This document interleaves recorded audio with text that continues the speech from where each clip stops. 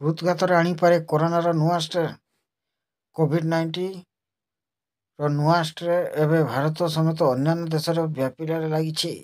ଏଥିଯୋଗୁଁ ସଂକ୍ରମିତ ସଂଖ୍ୟା ବଢ଼ି ଚାଲିଛି। ତେବେ ଚିନ୍ତାଜନକ ବିଷୟ ହେଲା କରୋନା ଏହି ନୂଆ ଷ୍ଟ୍ରେନ୍ ହୃଦଘାତ ସମେତ ଅନ୍ୟାନ୍ୟ ସ୍ୱାସ୍ଥ୍ୟ ସମସ୍ୟା ସୃଷ୍ଟି ହୋଇପାରେ ବୋଲି ଜାପାନୀ ବିଶେଷଜ୍ଞ କହିଥିବା ଏକ ଅନୁଧ୍ୟାନରୁ ଜଣାପଡ଼ିଛି।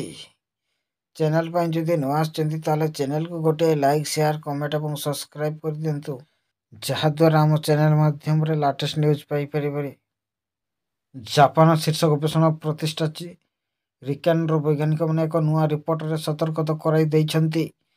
JS2 ରିପୋର୍ଟ ଯାହା କରୋନା ଭୂତାଣୁକୁ ମନୁଷ୍ୟ କୋଷରେ ଧରି ରଖିବାରେ ସହାୟକ ହୋଇଥାଏ, ସେଗୁଡ଼ିକ ସାଧାରଣତଃ ହୃତ୍ପିଣ୍ଡରେ ରହିଥାନ୍ତି। ଅର୍ଥାତ୍ ଯେଉଁ ଲୋକମାନେ କରୋନା ଭୂତାଣୁ ଦ୍ୱାରା ସଂକ୍ରମିତ ହୁଅନ୍ତି ସେମାନଙ୍କର ହୃତ୍ପିଣ୍ଡ କାର୍ଯ୍ୟ ହ୍ରାସ ପାଇଥାଏ। ତେଣୁ SARS-CoV-2ର ଲଗାତାର ସଂକ୍ରମଣ ଭବିଷ୍ୟତରେ ହୃଦଘାତକୁ ବିପଦକୁ ବଢ଼ାଇ ଦେଇଥାଏ ବୋଲି Redcliffe Labs medical laboratory director doctor Sohini Sengupta କହିଛନ୍ତି ଯେ ଉକ୍ତ ଭାରିଆଣ୍ଟ ସମ୍ଭାବ୍ୟ ପ୍ରଭାବକୁ ସ୍ପଷ୍ଟ କରିବା ଲାଗି ଆହୁରି ଅଧିକ ଗବେଷଣା ଆବଶ୍ୟକ।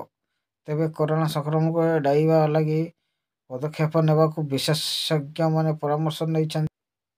ବାରମ୍ବାର ହାତ ଗୋଡ଼ ଧୋଇବା, ସନ୍ତୁଳିତ ଖାଦ୍ୟ ଖାଇବା, ଶାରୀରିକ ବ୍ୟାୟାମ କରିବା, ମାସ୍କ ପିନ୍ଧିବା, ସାମାଜିକ ଦୂରତ୍ୱ ଅବଲମ୍ବନ କରିବା ଆଦି ଉପରେ ବିଶେଷଜ୍ଞମାନେ ଗୁରୁଦାୟିତ୍ୱ ଆରୋପ କରିଛନ୍ତି। ଭିଡ଼ିଓଟାକୁ ଏଇଠି ଏଣ୍ଡ କରିବା। ରହିଲି। ଜୟ ଜଗନ୍ନାଥ। Bye bye. ପୁଣି ଦେଖା ହେବ ଆସନ୍ତାକାଲି। ଶୁଭ ସକାଳ।